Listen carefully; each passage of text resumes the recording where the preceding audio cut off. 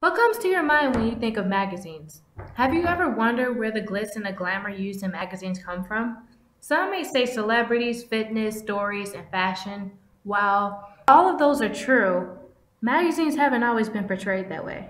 Starting from where magazines look like books written in essay format, magazines boomed in popularity when people first learned how to read. Magazines are defined as storehouses of information containing a variety of articles. The birth of magazines began in 1586, where times were different and more focused on literary content. Although the term magazine was developed by Edward Cave and first used in 1731, there were also other literary pieces we would still consider to be just as effective. It was said that the first magazine was produced by Jose Amann in 1586 in Frankfurt, Germany. He was a Swiss painter who published plays on the fashions of the day with the title Gymnasium sive Theatrum Milium, which stood for Theater of Women. This was also considered to be the very first fashion magazine ever. Gymnasium sive Theatrum Milium was also, according to Macro.com, reproduced by engraving the female costumes of all of the nations of Europe. As for men, Gala Mercury was a literary critical magazine started in 1672, made for men by Jean Donneau de Vies. The king, Louis XIV, enjoyed the Gala Mercury, except the inconsistency of the magazine's publication. The Gala Mercury was published once a month precisely starting in 1677 on the king's order. The most entertaining sections were the ones discussing gossip, fashion reviews, and the how-to fashion guides. Due to these sections, fashion magazines began to bloom across Europe, which introduced Ladies Mercury into the mix. It became apparent that reading fashion magazines became a sign of good taste. Magazines began focusing on the lives of actresses, singers, and public figures in the 18th century. What do you know? Here lies the beginning of gossip. Published by John Dunton in 1693, the Ladies Mercury was known to be a spin-off from the magazine, the Athenian Mercury, in which both offered an advice column responding to questions regarding love, sex, marriage, dress, and humor of the female sex, whether they were virgins, wives, or widows. The Ladies Mercury was a weekly publication, while the Athenian Mercury's advice column was once a month. Although the Ladies Mercury only lasted 4 weeks, it was the first periodical published specifically for women. According to MediaFacts, the Gentleman's Magazine was the most influential periodical of its time and the first general interest magazine.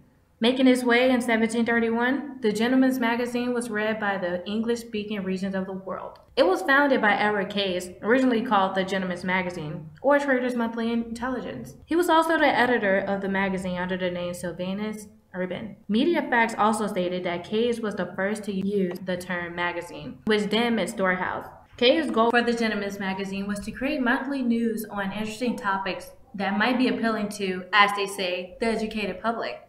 Some of these ideas/commentaries would include essays, stories, poems, and/or political commentaries. Ceasing publication in 1922, the Gentleman's Magazine ran for nearly 2 centuries. The American Magazine was the first magazine ever to be published in America, beginning publication in 1741. It was edited by John Webb and consisted of topics regarding colonial government, moral, political, and historical topics.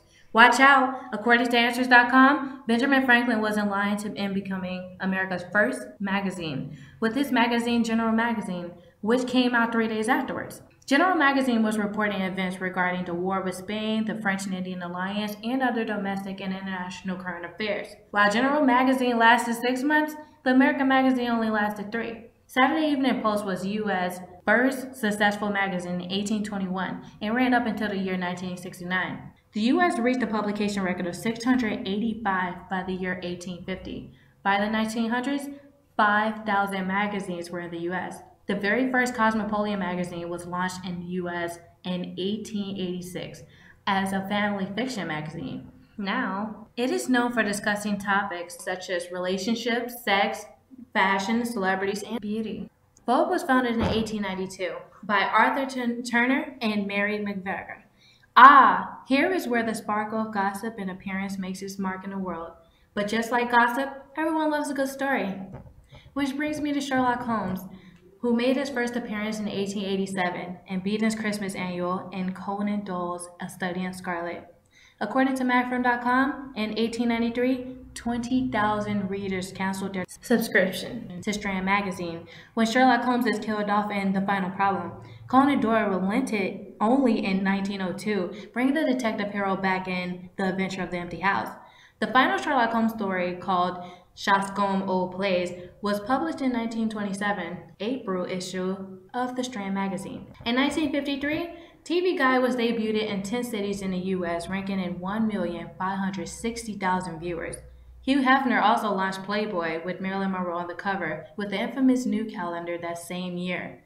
Yes, unfortunately, this is the goal for women to be portrayed as sex symbols, even up until today. Laughing but very serious. Now, before we go, I noticed that the biggest difference between television and magazine is that although both mediums may stalk celebrity lives, magazines does a better job at getting the story first. A perfect example would be when Kim Kardashian was flower bombed on the red carpet. Magazines had this story on deck within a month, while the TV show that they have, called Keeping Up with the Kardashians, struggled to keep their viewers informed on everything the world may already know about them. Well, although our timeline is up here, I predict that magazines will coexist with television simply because, based on the deadlines for stories they compete to vitalize. Even though it was said that people don't read anymore, it's still nice to have something you can pick up and become engaged in instead of technology. I hope you enjoyed our brief journey back into the history of magazines. Goodbye, and thank you so much for listening.